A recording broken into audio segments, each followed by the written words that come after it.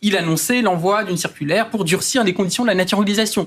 Donc, il y a quelques mois, il disait que l'immigration n'était pas une chance pour la France, qui était avant un propos qui était tenu par les dirigeants du Rassemblement national. Donc en fait, la droite est en train de se jeter dans les bras de l'extrême droite, je le dis très clairement. Salut à tous, c'est devenu un classique du service public que Mathieu Slama vient, parle, gesticule, lève les bras, cite plein d'auteurs, cite plein de citations, mais surtout nous fait rire tellement il est limité intellectuellement.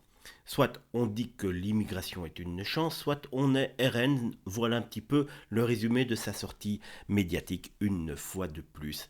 Et la réaction évidemment des internautes ne s'est pas fait attendre, pluie de moqueries, de ras-le-bol, de critiques argumentées, de grosses baffes numériques, car oui, les Français en ont marre de ce chantage intellectuel.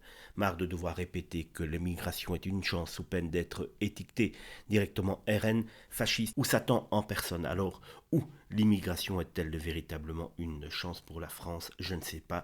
Si vous l'avez trouvé là où c'était une chance, n'hésitez pas à nous le dire en commentaire. Le plus comique dans cette histoire, c'est que ces gens-là prétendent lutter contre le manichéisme en étant eux-mêmes l'incarnation absolue de la pensée binaire. Slama, c'est l'endive réchauffée du débat télévisé, toujours les mêmes éléments de langage, la même posture et surtout la même prétention à dominer le débat sans jamais descendre de sa tour d'ivoire.